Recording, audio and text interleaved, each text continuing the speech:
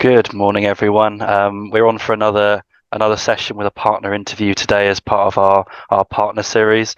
So today I've got Christian, who's from V-Based Digital. He's another HubSpot partner working on HubSpot marketing automation, inbound and CMS services, as well as stuff with paid ads and blockchain marketing. He's based out of Vietnam.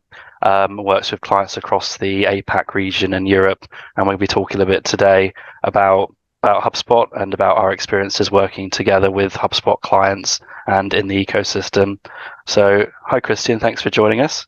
Hey, James. Great to be here. And yeah, happy to discuss a bit with you and share about our experiences around HubSpot.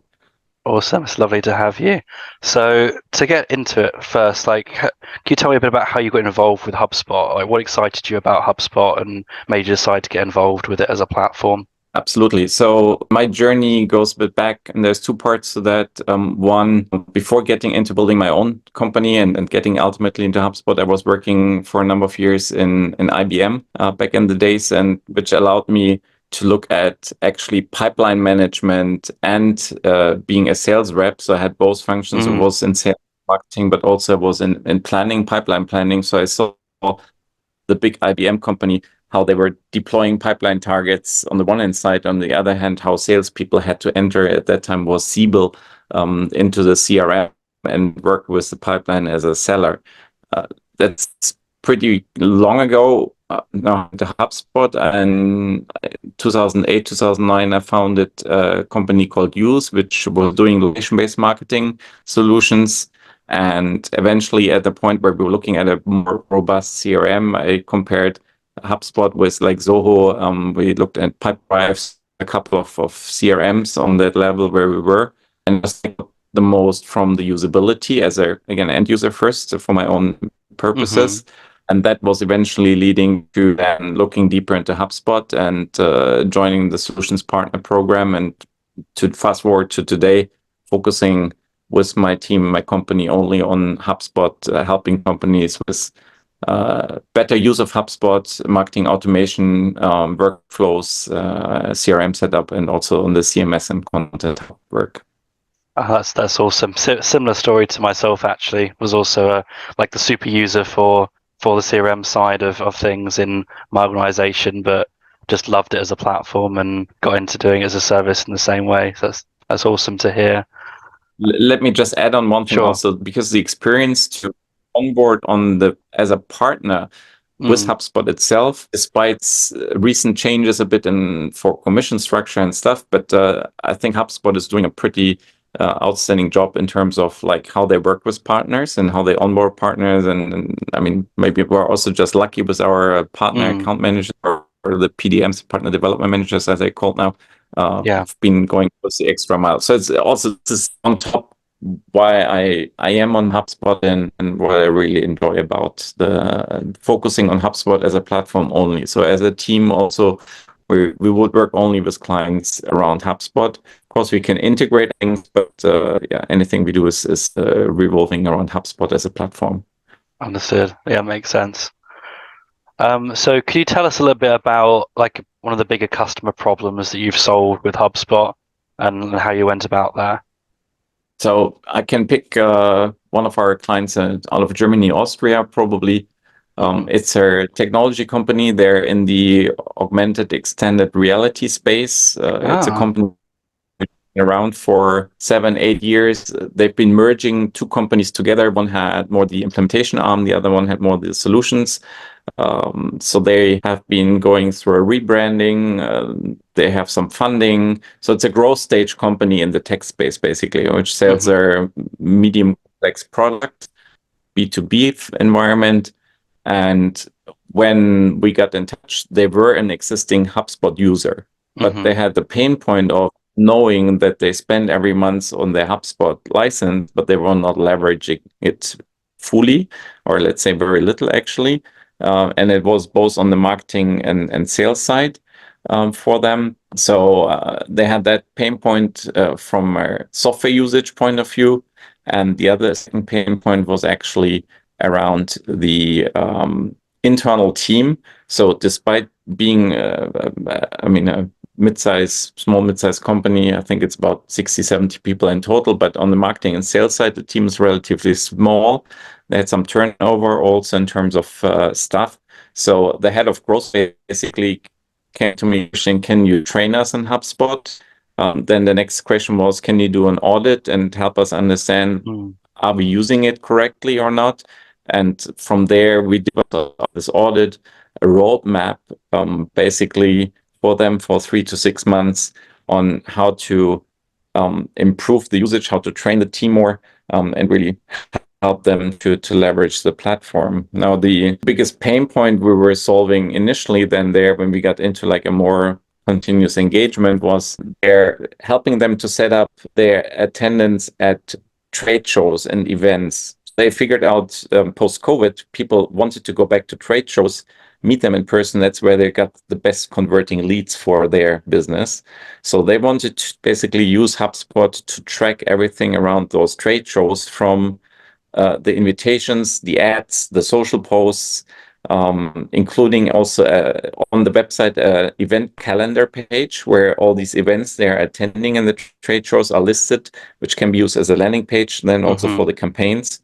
So we're basically setting up that function already for them so that they can manage themselves the events, right? Put up new ones, but also in the same moment using the campaign function of HubSpot to then track from A to Z any activity related to that specific event, like the NRF retail show in New York, for example, or another like show, like a Dubai Air Show they were attending, right? So it's different air shows, or shows across the globe, physical show. I mean, where people really go and meet, not online. So having that as a pain point and challenge they spend money on those events, but they don't see the return. So that's where they want to see what are we spending really online and offline to attend each of these events, and what's eventually the outcome, the impact of these events. And again, we're using the campaign tracking function in HubSpot in the Marketing Hub to be able then to attribute all the different expenses, the planning, the execution, the tracking. Gotcha. That's really interesting. I mean, HubSpot's very good at doing sort of the attribution and the tracking for all those different online sources, but like pretty much out of the box. But yeah, I totally hear you that for something like offline events, you need to do a bit more customization to get that set up in a way to track that properly, and make sure you're getting the value out of that.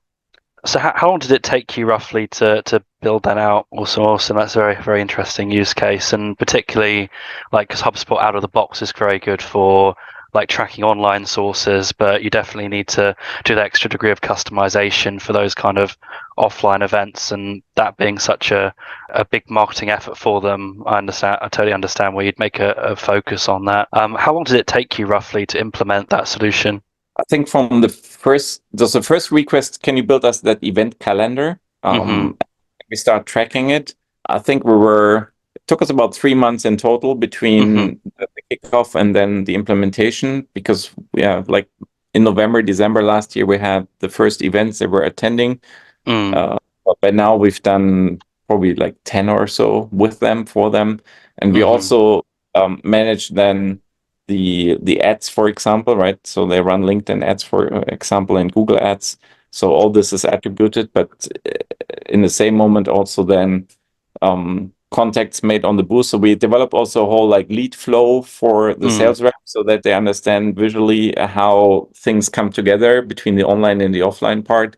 And we had actually also good feedback that people came to the booth, and coincidentally was the CEO. They came to and they say, we saw your ad and we're interested what you're doing, right? So this was the manual tracking, so to say, of an ad leading to a booth with.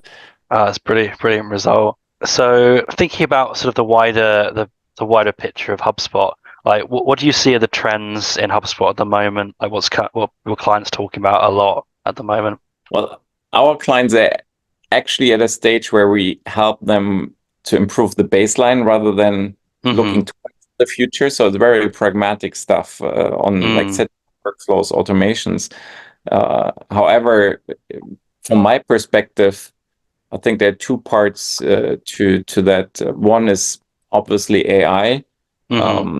and I think we see already some good efforts of HubSpot. I mean, usable efforts, especially with the new content hub, Yeah. or with using AI to create sales emails templates, not only the email itself.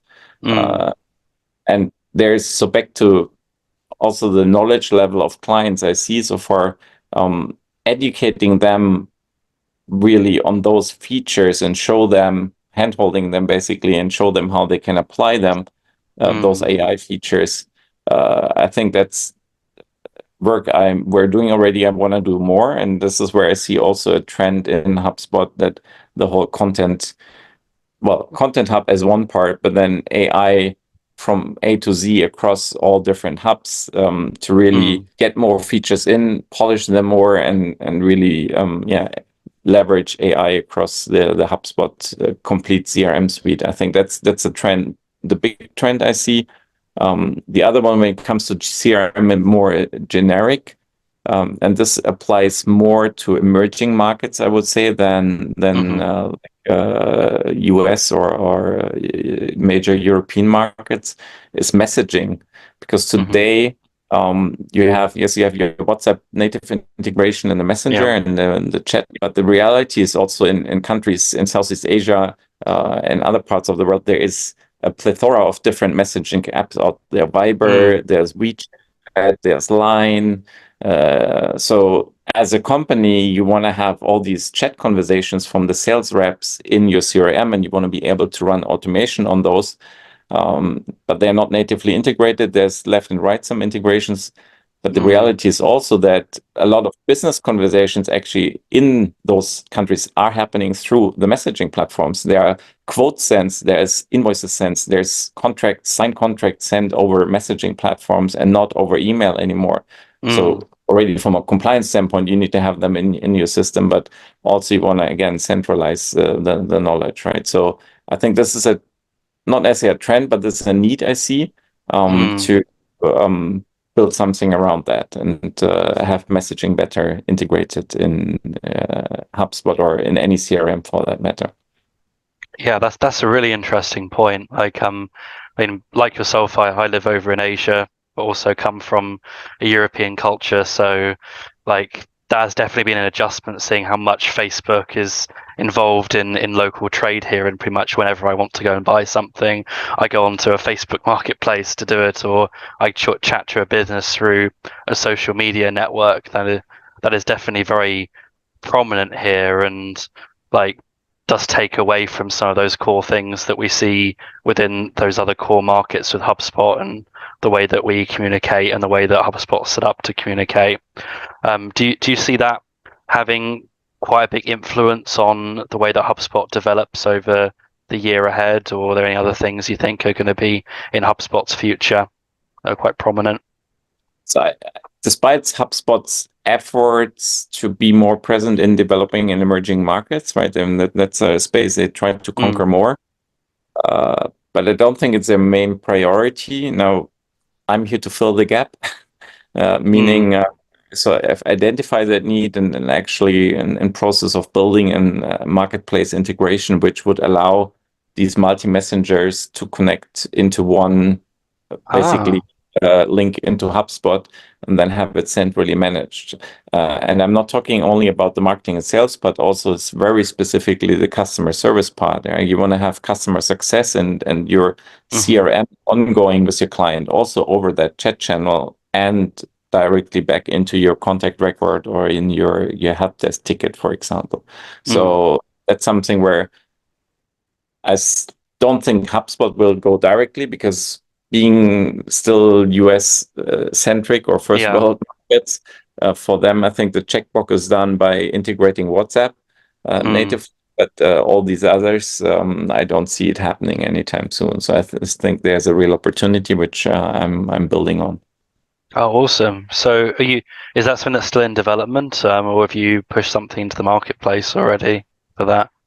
So we're in development phase of that, to where we have a partner where all the integrations are handled. Mm-hmm. we're preparing to bring that into the marketplace. And this will be then a solution available to any other HubSpot partner, right? So we want to partner with partners to get it out to the clients then. Yeah, absolutely. That's really interesting, and definitely see that's going to have a lot of potential in expanding what we can do with HubSpot, especially in this part of the world. But definitely want to hear more about that as you develop it. Happy to keep you updated and at some point do a dedicated session about it. Yeah, would love to do that. Well, awesome. So I think that's pretty much all we've got time for today. So thanks very much for sharing your insights with us, Christian. So hope you have a good rest of the day, and we'll see you on the next one. Cool. Thank you very much, James, for the opportunity. And yeah, happy to connect with anyone who wants to talk with us about potential clients or collaborations. Awesome. Thanks so much, Christian. Bye-bye.